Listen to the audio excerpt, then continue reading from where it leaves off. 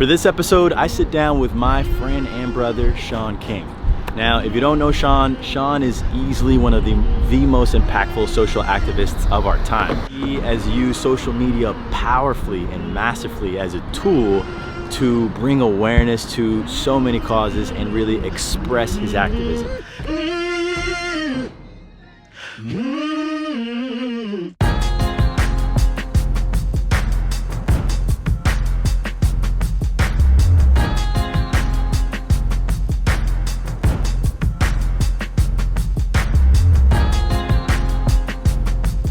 Now, this interview came literally on one of the trial days for Derek Chauvin. It was a heavy day. I thought we would have to reschedule. He graciously, we made space for a conversation anyway.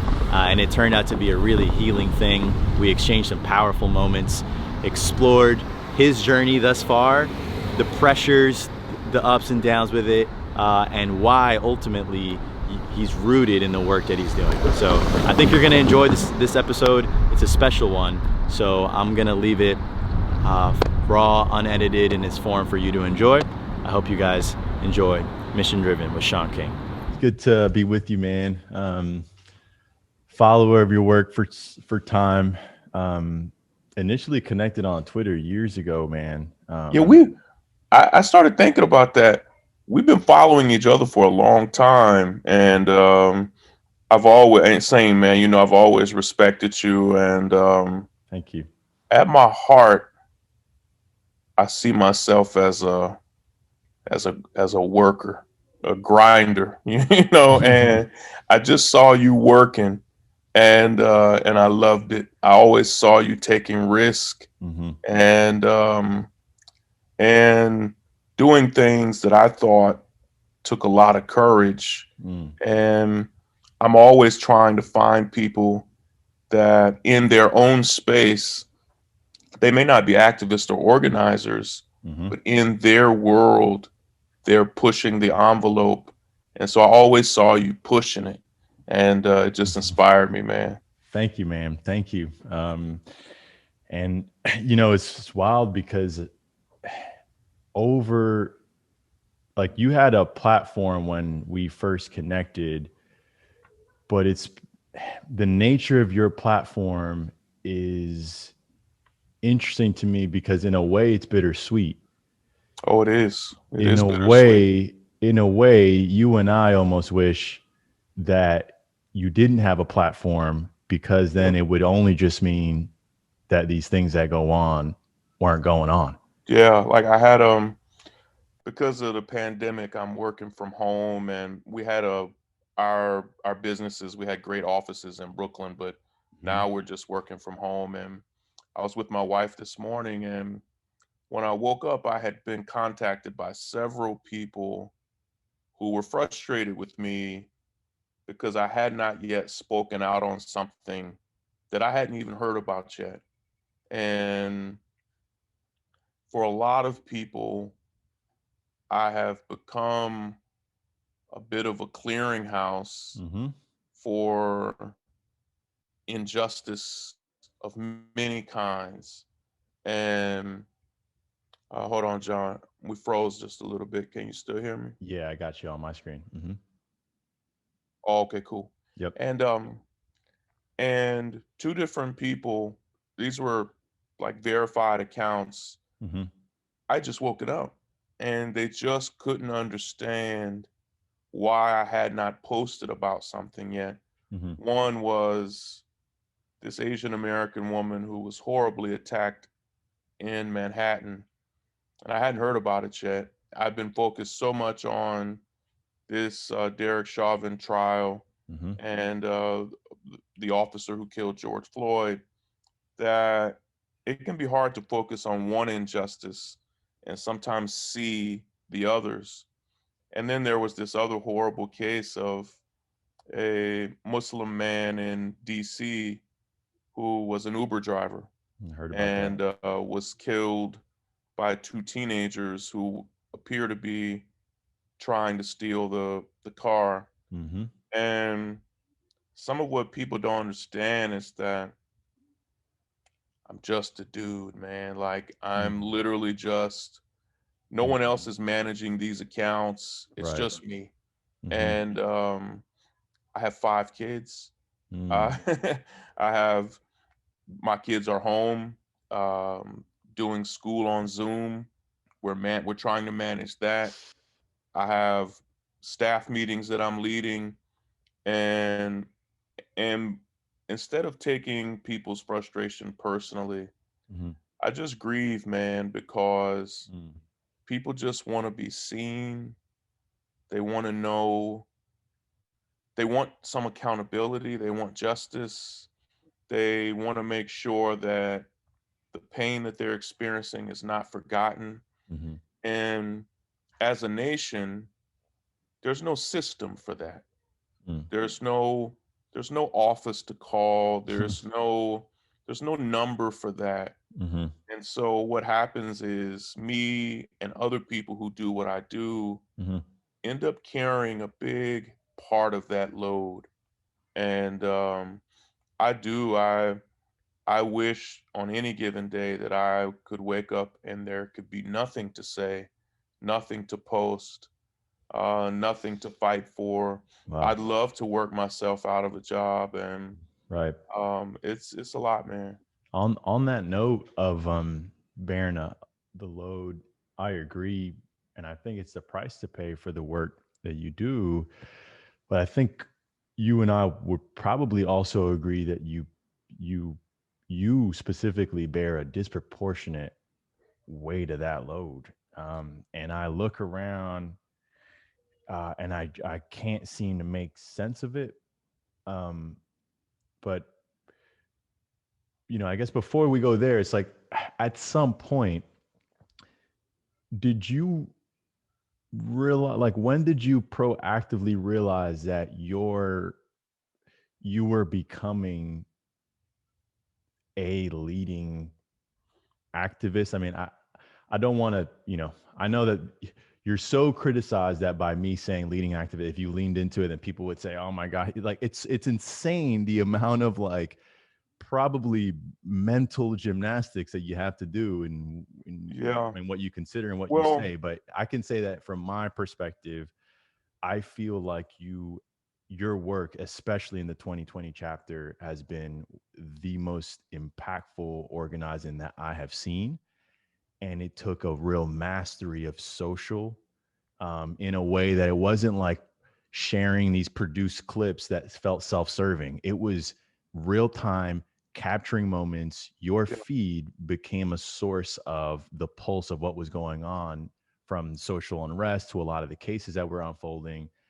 And I just wonder, like, the not only the load that comes with that, but also at what point did you realize, like, wow, this is me stepping into this, like this is actually happening? Yeah, I mean, there's a few things there, man. I think 2020, first off, I think was one of the most difficult years in the history of this country.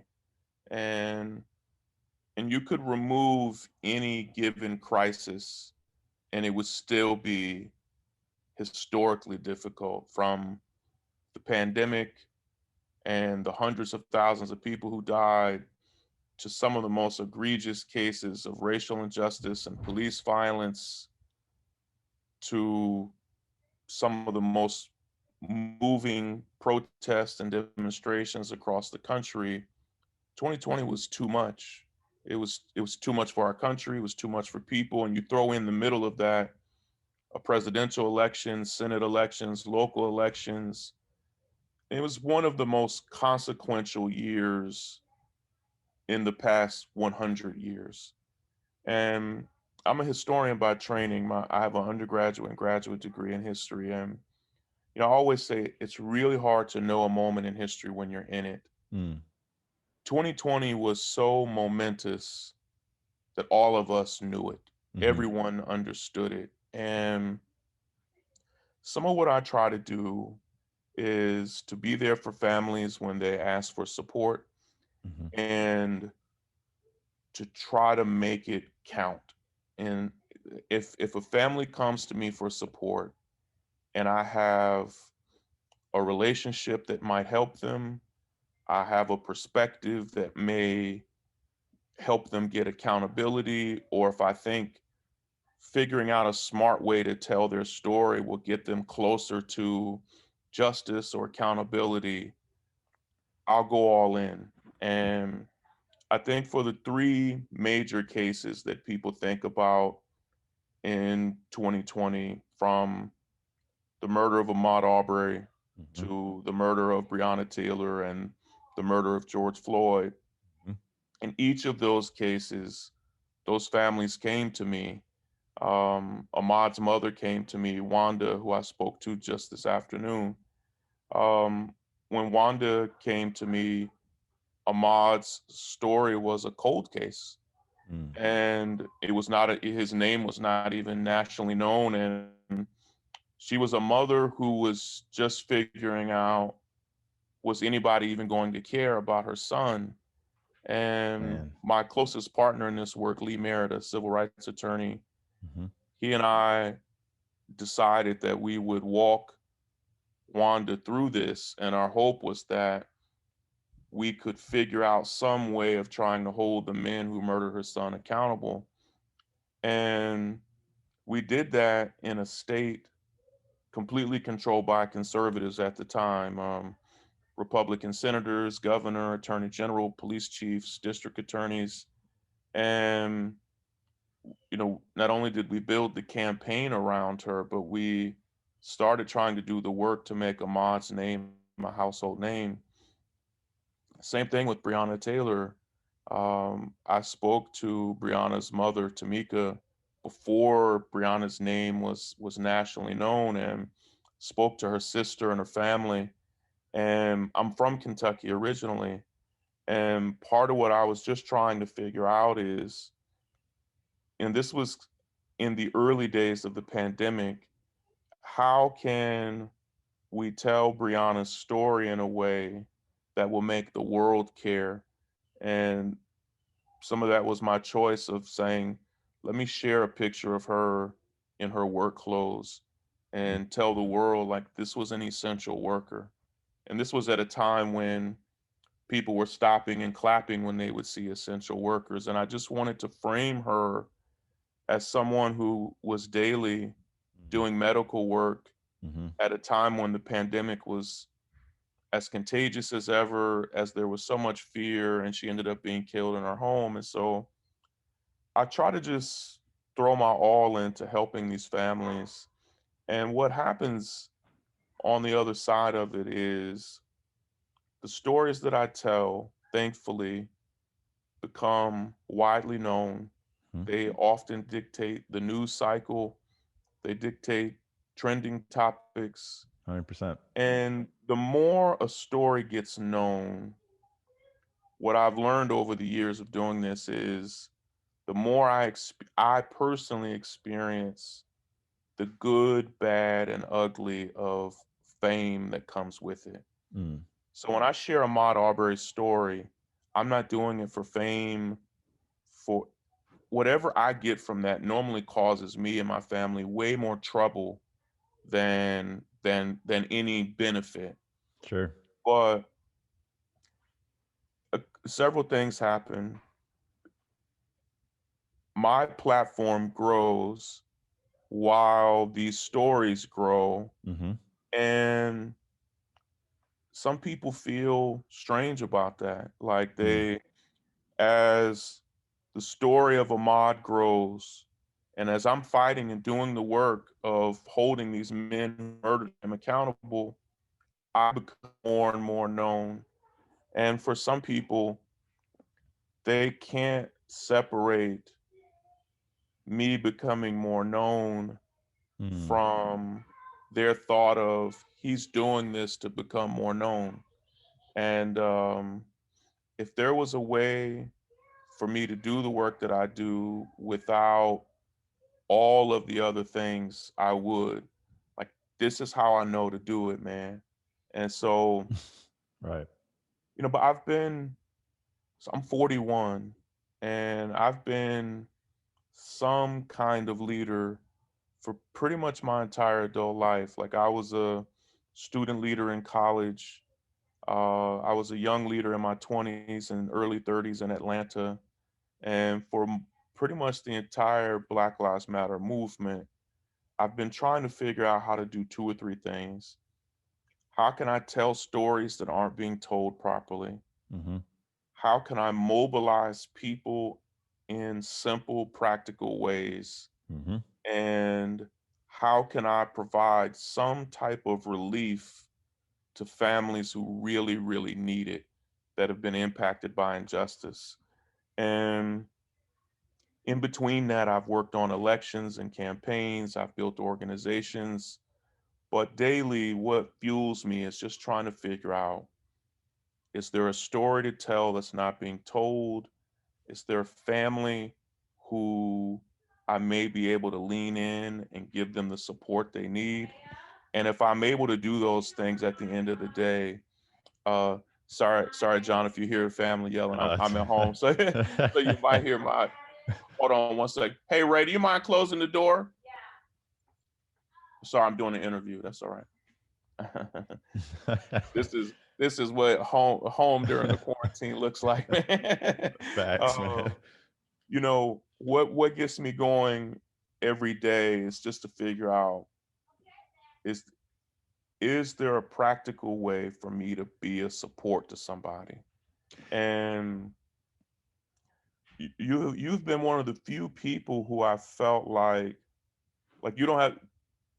This is the first time you and I've seen each other face to face, Mm-hmm. and I always felt like you could be a critic if you chose to, but your personal analysis was, okay, I see what he's doing, but I just don't understand the blowback. I don't, bro. I've got some clarity on it though, It makes man. me. It actually makes me emotional in a weird way because I look at your work and it's so like deeply touching to me because I can understand and relate to the feeling of uh giving your all to a Yeah, work for a community that you care so deeply about, and then the nature of how we know to do it being naturally open to interpretation, and more yeah, so the fact that we're both like practitioners of modern media, and so we're yeah. being consumed in these micro moments, and things can get twisted out of whack, man. And so I do, man. I have tremendous empathy for your seat because I can see, you know, I can just see, I see it, and it's hard for me to make sense of it. Really. Well, I think I've gotten enough clear. So it's hard for me, and you know, we don't often post on Instagram or elsewhere like our hard moments. I try to talk about them, Mm-hmm. but the pressure is difficult, man. Like I am probably at least 2 or 3 times a month one of the top trending topics across social media. Mm-hmm. It's normally, it's never for something good that I've done. It's Right. always like a harsh critique or a meme or a joke or something crass or a false accusation. Mm-hmm. I, I have finally settled on the reality that when I look at any of my favorite leaders over time, particularly civil rights leaders who were confronting systemic injustice, inequality, racism, they were all misunderstood. And most of them, at different points throughout their work, found themselves in positions where they were effective, but very unpopular. Mm-hmm. And to see that from afar and say, damn, Dr. King, when he died, Mm-hmm. was not only hated by the majority of white people, but was literally hated by the majority of black people. Uh, And to see there was a Gallup poll, and there were several polls taken where he was literally one of the most disliked people in America. mm. And you see that and you're like, how? Why? How could that be? But if you look at anyone from Paul Robeson to W.B. Du Bois, and you go Marcus Garvey, you go through time, Mm-hmm. they all went through these phases. Sometimes it was literally the final phase of their life where they were so loathed that they fled the country. They often went and lived in other places. Um, and I think to do this work in America means to sacrifice being understood. And Mm. um, I have to find it, it also means sacrificing your popularity. It means the flip of that means there are on any given day I am fiercely loved and hated. Mm-hmm. And something about the mind focuses on the hate, Mm-hmm. but I feel the love. I'm loved here at home, of course. Sure. I have my own network and support. I have my own staff and teams. But Mm-hmm. even beyond that, there are core groups of people who support me through it all.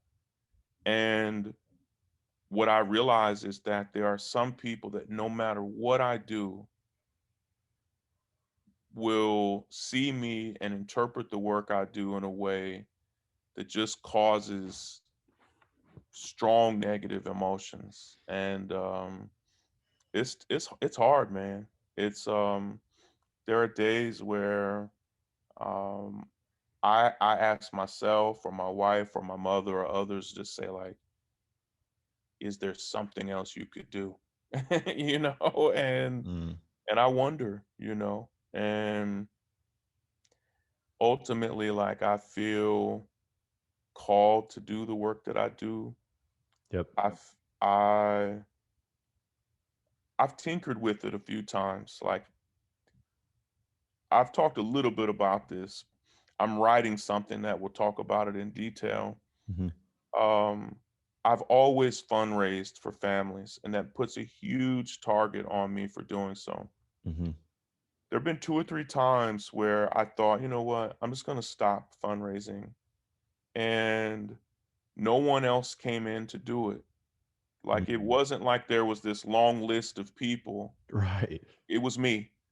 And there were multiple times where I literally just said, I'm not going to do this. And I just watched families languish with no support, no one to be there to do the fundraising for them. Mm-hmm. I just felt like, okay, it's not that I'm taking someone else's place here. Mm. This is part of what I do for families. Mm-hmm. And it subjects me to a huge amount of scrutiny and criticism. But at the end of the day, these families, just in the past month, we bought a home for a man who was just released from prison, Saw that. Michael Thompson, who spent 25 years in prison for selling weed.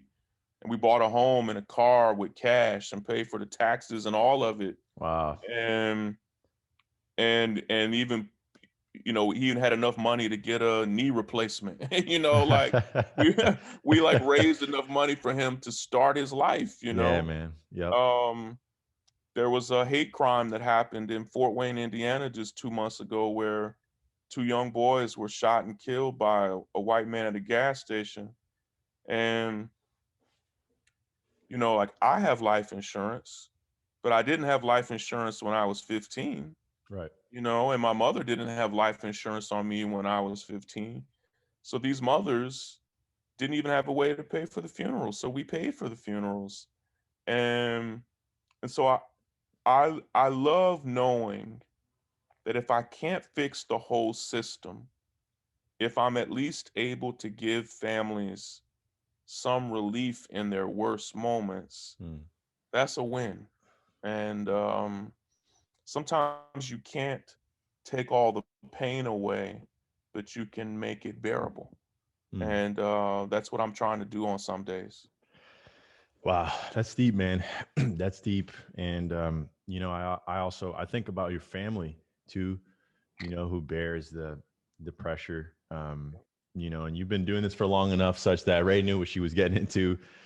But Well, she would say no when we started dating, and even when we got married.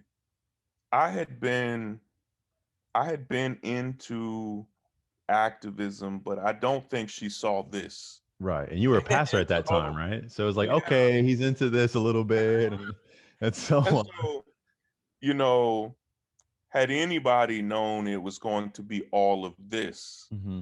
they might have they might have had second thoughts. um, Ray and I've been together since we were children. Hmm. Um, and so when you're kids, you don't even have the capacity to see forward 25 years. And Hmm. we've been together for almost 25 years now. Wow. And so she understood who I was, but she had no idea that it would impact her personal life and our kids' personal lives in the way that it does. It's again, I spoke last week to Martin Luther King III. I speak regularly to Ilyasa Shabazz, the second oldest daughter of Malcolm X and Betty Shabazz, and you know their families tried their best to just isolate them from the pain Hmm. and the ugliness of the world. And that's some of what we try to do for our kids, Yeah. just um, you can still raise healthy, well-adjusted kids, even with all the pressure that comes with it. Hmm. Hmm. Extra work, but Yeah. an understatement.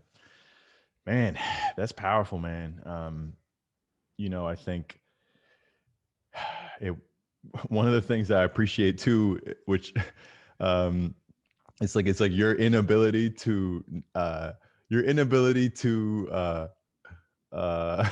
to like bite your tongue when you feel it's the right thing to say. And for instance, like, at first I didn't understand how or why we would uh hold the Biden administration to account, Yeah. because it was all about, getting rid of, the administration that was there prior.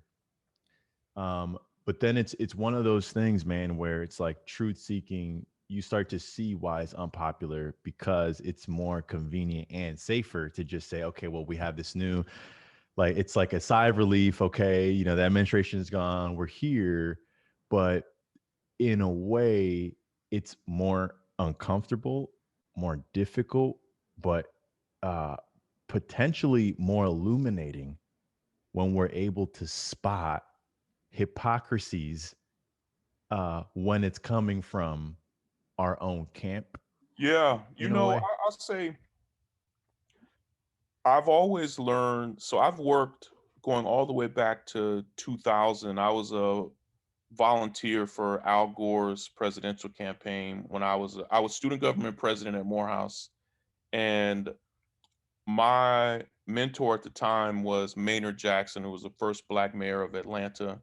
And he was also a really astute businessman who understood. You would have loved him. He understood in a lot of ways. After several terms as mayor, he really abandoned politics Mm, to throw his life into business. mm, And Andrew Young was the next black mayor in Atlanta, kind of did the same thing and said, listen, I think there is an important place for me to focus on business. And so both Maynard Jackson and Andrew Young threw their whole lives into business.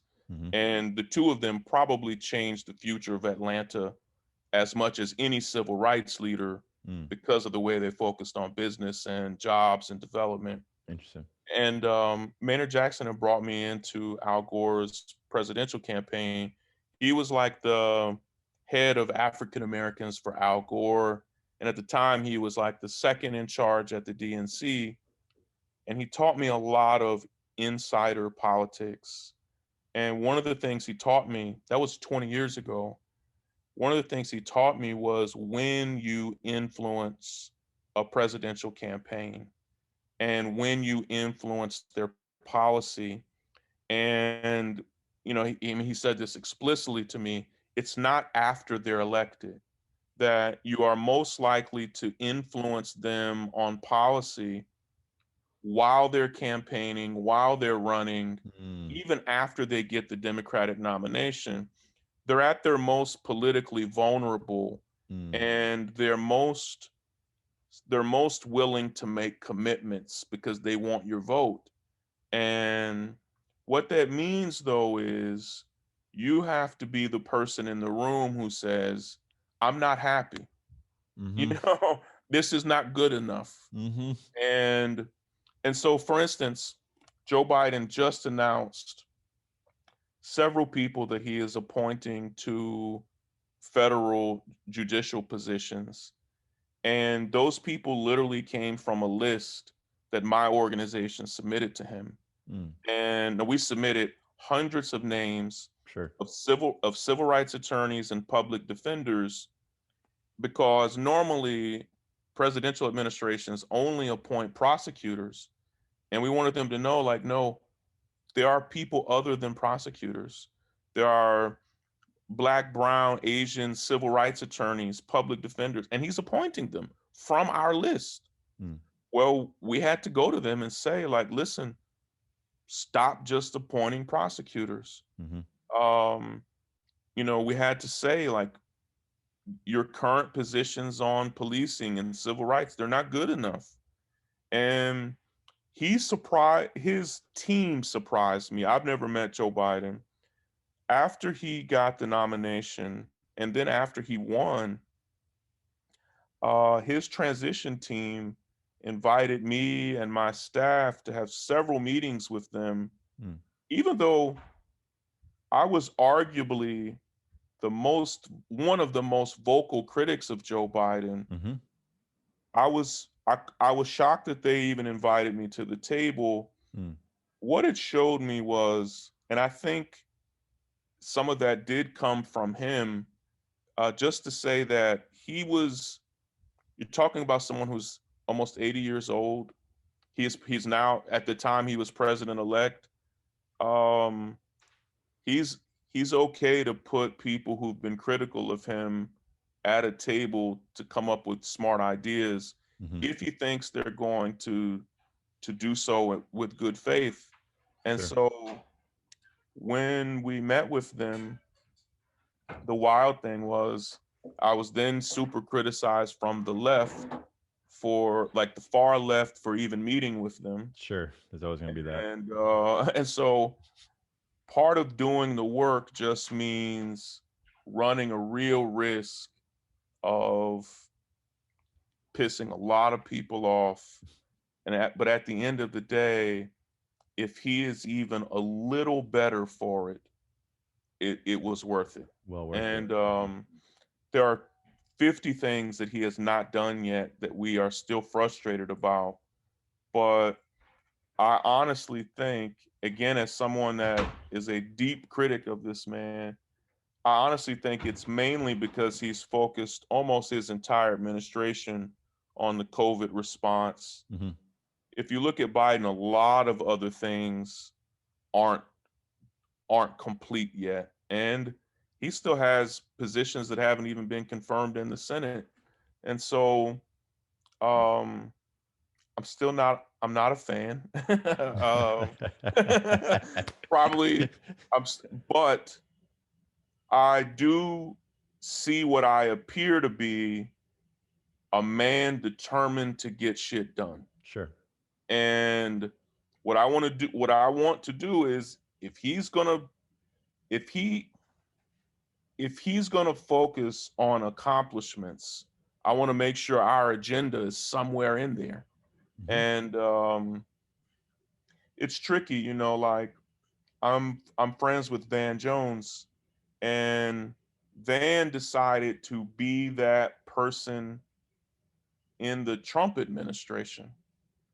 And I think probably permanently harmed his reputation as a result. Mm-hmm. But he got a lot done inside of the Trump administration, and including a passage of a bill that was just okay, but would never have passed without Van driving it through, that ultimately helped get thousands of people released from prison. And Wow. Van did that, I thought, at great sacrifice to his own status and reputation, for sure. Hmm. Shaun, do you ever think about like where this goes for you? I mean, like I'm putting myself in your shoes and I think, okay, tremendous, you now have like systems and efficiencies and capacity to really mobilize on any cause. There's a lot of, varying opinion on you. And so what does that mean for like a political future?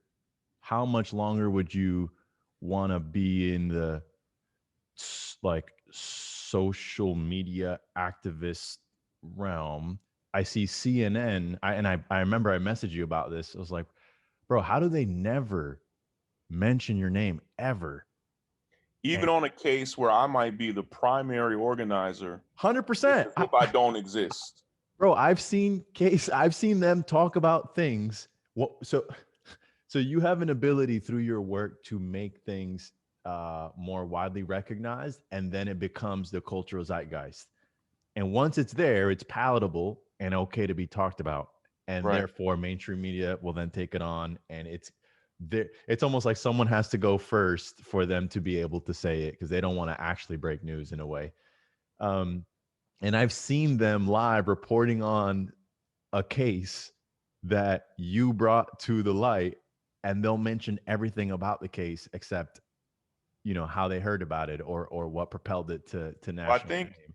I think there are two or three things there. I think first, with CNN or other media outlets, because I've been very critical of those outlets, I honestly think they have lists of people that once you've crossed a certain Hmm. threshold of criticism, that they'll just never have you on. Yeah, you're done.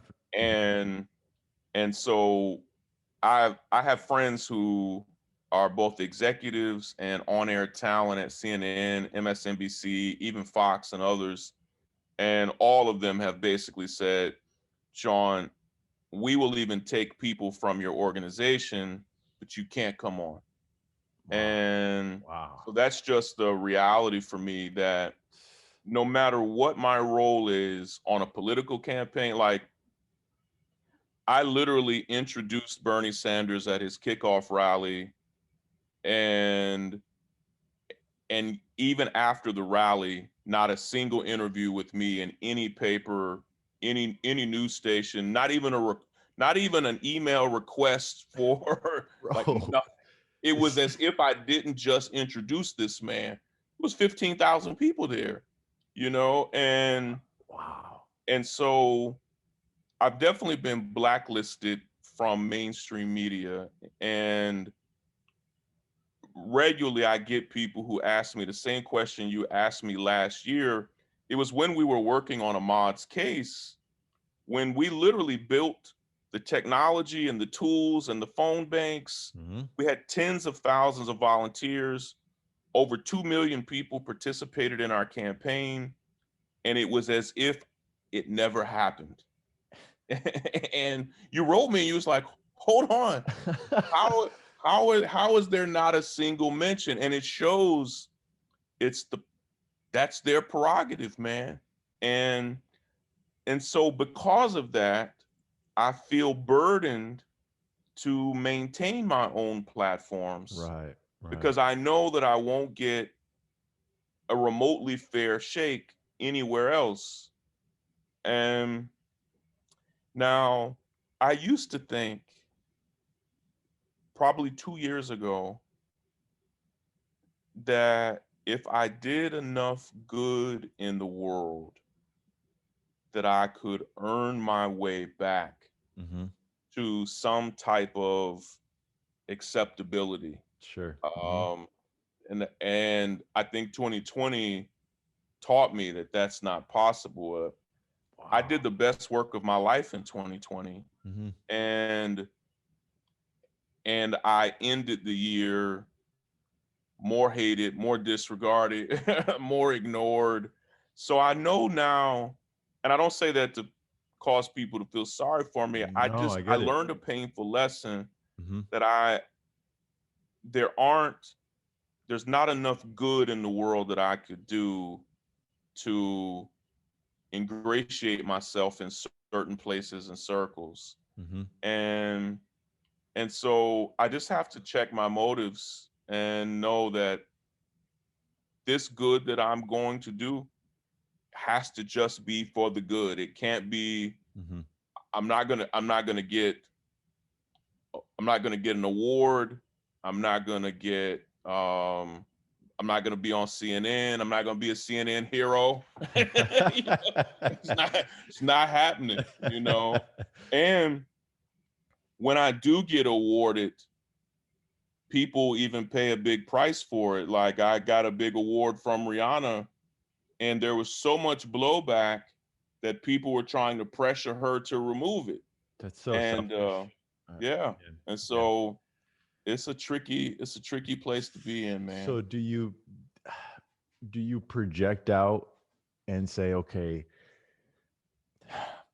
I'm bar, like this is a tough chess move, that's a tough chess move. Like it must be difficult to have any forward looking visibility as to like what what this can grow into. Well, yes and no. I see real limitations Hmm. on what I can do and can't do, but I also know that we don't know, things change so rapidly over time Mm. that I don't know how I'll be seen and viewed 5 years or 10 years or 20 years from now. Hmm. However, I have plans. Like I run two organizations. One is called Real Justice, and we help elect district attorneys across the country. Hmm. And another is called Grassroots Law, and we take on the cases of families, we take on policy battles. And in both of those organizations, we have plans for the rest of 2021. We have plans that will take us through another, like a 3-year window. And we've also started to develop like 10 and 20-year visions. And we've started to make decisions now that we think could reverberate 5 years, 10 years, 20 years from now. And part of why we're doing that is I have found that for the most part, a lot of the civil rights work of the past 10 years has been focused on emergencies. They've been focused on Mm. a single crisis, the Hmm. murder of George Floyd, the murder of Breonna Taylor. Sure. And what happens is we'll focus so much on getting justice for George Floyd that we may not always do the deep systemic policy work that will actually change the conditions that created the murder of George Floyd in the first place. Right. And so there's a movement happening. It's a small, private, behind the scenes movement of people saying, how can some of us break away and begin really developing the long-term policy plans that could change not just our country, but change uh, the felt policies so that the things that we are so broken by today may actually not be here 20 years, 40 years from now. And one of the reasons we rarely see that is we just often have to move out of necessity from crisis to crisis to crisis. So I'm spending a lot more of my time now focusing on developing things behind the scenes Hmm. that don't require me to be popular, that don't require me to be, Right. that don't, it just requires me to be sharp and informed. Hmm. And my popularity can be high or low. Hmm. And this behind the scenes policy work, it the quality of it really just relies on my focus. Hmm. And so I'm trying to find ways to do work that doesn't require me to be the most popular man in the room. You know, it just requires me to be informed, thoughtful, connected, and so that work kind of insulates me from the trends, Mm, whether I am high or low on any given day. sure. And so that's some of what my present reality has done. It's just caused me to say, what work can I do that won't rely on my popularity? And how can I pour myself into that work? I love it, man. It's Yeah. powerful, and I think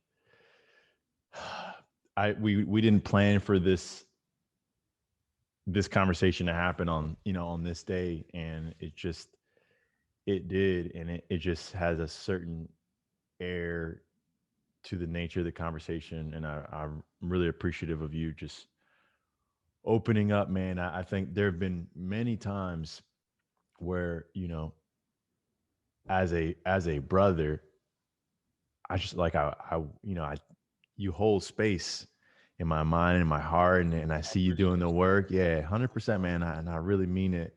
Yeah. I say, man, it's it must just be an inch. I think that you hold a very uniquely distinct seat in society as a whole in this particular moment in time. And like this last decade is has been pivotal in so many stretches without the pandemic, never mind layering then Yeah. a Yeah. pandemic on top that exposed so many things. And I think about characters that held very unique seats that from their little sphere of people that were immediately close to them were able to enact massive ripples that, whether criticized or praised, acknowledged or not, they happened. Um, and I very much see you in that position. And I've always been an admirer and fan of your work, man. And it's like I'm as a public figure myself, a smaller one. I have folks that think the world of me and folks that criticize me. Yeah.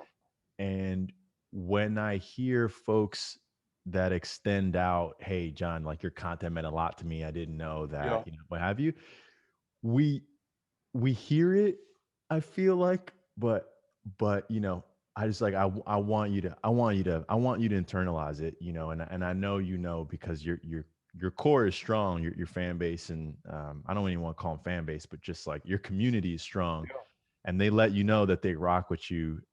But just especially in the last week, it's been even Yeah. It's been, bigger. I've had a hard time, man. I mean, it's anybody who does this work who tells you that at the most intense moments that it doesn't bother them or it doesn't Mm, get to them, it's just not true. And I'm friends with a wide variety of some of the primary leaders in this space, and all of us at one time or another have been horribly affected by it. And I don't know of a single leader in this space who hasn't told me at one time or another that they've dreamed of doing something wildly different mm, because the pressure is so fierce. mm, I had I told you I spoke.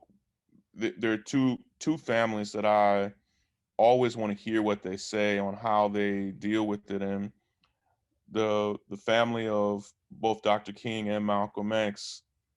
Um, they are about one generation older than me, mhm, and Dr. King and Malcolm X's kids are now in their 50s and even almost in their early 60s now as well. mhm, And you know, they will tell you that they are grateful. There are two things that I've heard both of them say. One, they would be really curious to know what social media would have done to their mm, family's legacy and work and impact. But Interesting. ultimately, both of them, I think, worry that it could have chewed their families up and spit them out. Mm, And and so I think you'll find that both of those families of Malcolm X and Dr. King are kind of grateful that their fathers and mothers came of age before this. mhm, And it's brutal, man. And you know, like I'm a student of both Dr. King and Malcolm X, and there are things that Malcolm X said that I think he never would have he would have been canceled early in his work. mm, Many people even would even say that he would have been canceled before he became Malcolm X. mm.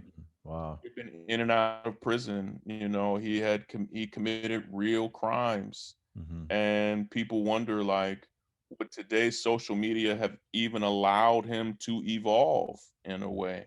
mhm, Um, Same thing with Dr. King. You know, he was under so much pressure and scrutiny, and made personal decisions that I think he would have been crucified for on social media. mhm. And thankfully, he just came of age at a time when it didn't exist. And so, like, here I am, like a devoted husband, father, working day and night, and still, it's like, and still, and so, you know, some of it is this social media is a double-edged sword, man. And and so it's what allows me to do so much of what I do, and it's also what allowed Trump to be elected president, you know. Mm, And mm. so you either take it all or none at all, you know. Right. It comes with good and bad. Shaun, thank you, man. This has been a great conversation. I've greatly enjoyed listening. And I hope that, just having this safe space to just share what Yeah. was on your heart brought you a little bit of solace at a time like this. We will stand by for the verdict of the trial, but also just more broadly, man. Thank you, man. Thank you Yeah, thank you, for man. doing this work. And I know that it's an unbearable price to pay, for you, for your family. And I'm sure, as you share, there are many times where you wonder, how much more of this you can take or want to take or whatever. But I think you're right. I think his history changes quickly.